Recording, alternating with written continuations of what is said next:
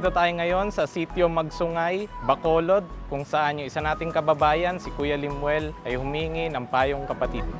Tara!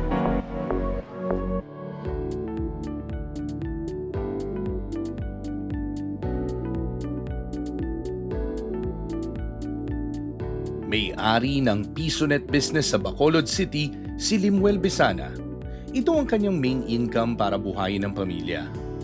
Noong kalakasan ng kanyang negosyo bago magpandemya, nakapagpundar si Limuel ng 26 na computer units na kumikita noon ng kadalasan 1,000 piso sa isang araw. Matapos ang lockdown, 10 computer units na lang ang napapakinabangan niya. Nung naanak kami ng pandemic, halos kalahati na yung bawas ng income namin. Ganun Dati, nung wala pang pandemic, malakas talaga. Nitong nakaraang Agosto, wala si Limuel sa kanyang computer shop. Nangyari ang insidenteng lalo pang nakapagpahina ng kanyang PisoNet business. Nung nakaraang buwan, sinira po ng kumparing buo ko yung dalawang monitor ko. Ano siya rito? Customer? Customer po. Regular customer. Dahil yung laro niya, yung scatter ba, yung online games. Yung gambling. Yung natalo, Uminit ulo. Uminit ang ulo. Yung pinagtripan yung monitor ko. 4 na beses na ipinatawag ng barangay si Jimmy ang nanira ng monitors sa PisoNet shop. Hindi siya sumipot. So, pagkatapos nun, nabigyan kayo ng certificate to file action. Opo, doon na siya sumipot. So, bali, sabi ko, paano ngayon yan, pre? Kasi sinira mo yung dalawang monitor ko. Yun nga, humingi siya sa akin ng 3 buwan. 3 buwan Palugit para bayaran. para bayaran. Magkano ba? Hingin lang ako sa kanya sa 5,000. 5,000. Po. Okay na yun. Kasya na yun para sa dalawang monitor. Opo, kasi kumpare ko rin, ako rin nung singil ng mas sakto malaki. lang naman. Nagamit ko na rin yung monitor kasi. Oo. Inaanak ni Limuel ang bunsong anak ni Jimmy, kaya mahabang pagbibigay pasensya ang ginagawa niya. Kahit na malaking perwisyo ang ginawa sa kanya ni Jimmy. Kasi syempre naapektuhan rin naman yung negosyo mo na to Syempre kahit kumpare mo naman, kumbaga ano naman yun sa isa't isa. Syempre kung makaka-apekto lalo na sa pamilya, yung income mababawasan. Ito lang po kasi yung hanap buhay ko na para pambili ng pagkain ng pamilya. Matapos silang magkasundo sa pagbabayad ng danyos at magbigay si Limuel ng mahabang palugit, hindi na nagpakita si kumparing Jimmy. Kasi ang ginawa niya, kumbaga sa batas, malicious mischief to. So yun yung krimen na ginawa niya. Yung malicious mischief, paninira ng gamit ng iba. So sasamahan ho namin kayo, titignan natin kung maabutan natin yung kumpare niyo, si Jimmy. At tapos subukan natin na makipag-usap. Kung okay naman siya na babayaran ng 3 buwan, yung halagang 5,000, okay pa. Tignan ho natin. Sinamahan ng Cayetano in Action Team si Limuel sa bahay ng nanay ni Jimmy kung saan siya nakatira. Pero ayon sa nanay ni Jimmy, matagal na raw hindi umuwi doon si Jimmy. Kami yama, gakinanglan pa kami sa imo. So amo na nga wala ko sa imay ginaukot. Di ginakabila naman ko na ablawing nagpa-inchendi sa iya. Kaya ulihin na lang ko yung kabalot. Hindi mo ko gusto nga ako gidla mag sa imo kay masiling ka na ko. Do konsentidora man kung magwa man ko nga do konsentidora ko nga nanay nga. Do ako gidya bala mapaubos sa iya mangayo to sang ano. Siyempre do kalaw ay man. Siyempre siya may sala mo tapos ako ya ulihi lang ko ya kabalo nga. Amo nagli chismisan sang tawo nga kabalo ko nga amo na. Amo na natabo sa iya. Hindi ko gusto nga hambalon gid siya nga daw. Ako gid makadto sa iya lang. Ay wing ano to daw.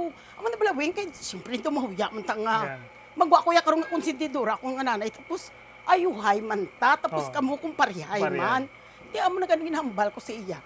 Ariglahon mo na ang ginhimo mo kay kumpare mo. Kay ti kahuluya. Tahanon lang di bala. Hindi yan mapoforce daw kasi daw siya na lang nag-adjust na baka daw atakin daw siya sa puso. Masakit kasi may high blood siya. Matakin. Kasi kawawa naman karon yung mga anak nga, yun yung mga anak niya. Tapos yung ibang kapatid niya, kailangan pa ko ng ibang kapatid niya eh. Si Kuya Daniel naman, ang naman siya maayos. Oo. Kumbaga, pumunta nga ako siya dito para at least makausap. Siguro iparating mo po sa kanya na ulit, yung kumpare mo pupunta sa inyo. Ayusin mo kaysa magkaroon pa kayo ng demandahan pa. Kung talaga mayroong mga pwede namang pag-usapan kung paano maayos. Total, aminado naman siya. Ano yung nagawa niyang mali? Di ba? Pwede yun. Sa yung pagkakumpare Oo nila. nga, alam ko naman eh. Inaanak pa niya yung ano, di ba? Oo, siya yung din isang ay anak ano niya. Ayaw naman niya magalit yung anak niya, ay yung inaanak niya sa kanya. Siya po, kaya gumot siya po yung pupunta ko rito para kausapin si Buena. Kasabi na lang po, Nay, Oo. ay kami ho dito sa Kaitanin Action gusto ho namin maayos ho lahat. Para yun, at kami nagpapasalamat sa iyo dahil hinarap niyo ho kami. Di ba ho? Siyempre. Maraming salamat Ako po. kaso lang ako, ayaw ko na harapin si Wingwing kasi parang lumalabas naman na parang konsentidora ako na nanay na ako yung aano sa kanya. Siyempre yung anak ko may kasalanan, siyempre harapin niya.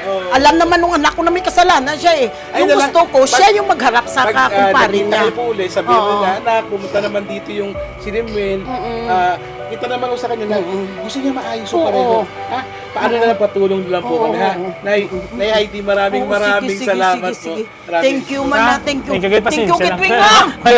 Wingwing Ay, kuya, kalma lang. Bigumang makaharap ni Limuel si Jimmy. Pinagpapasa Diyos na lang niya ang nangyari.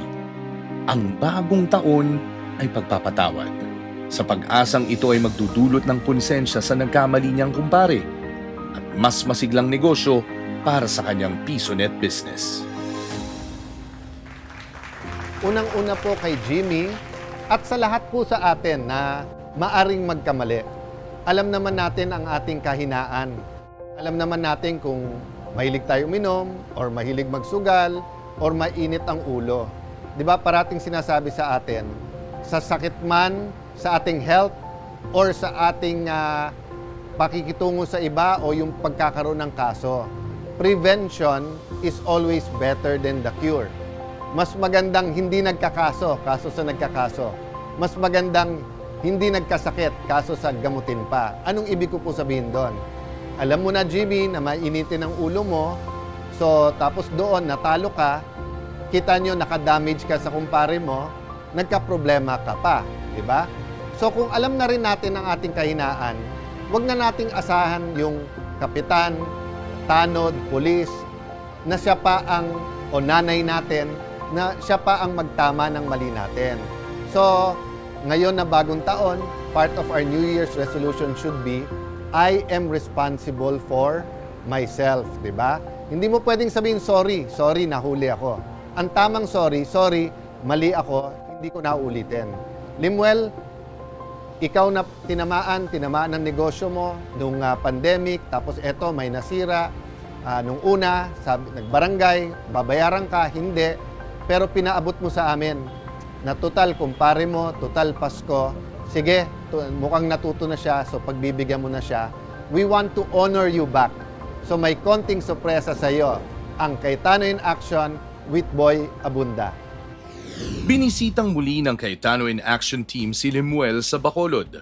Sa pagkakataong ito, tumulong ang programa para mapaayos ang PisoNet Shop at magkaroon ng panibagong sigla ang negosyo ni Limuel. Kaya mula sa luma at madilim na computer shop, ito na ang PisoNet 2.0 shop ni Limuel. Kahit kuya,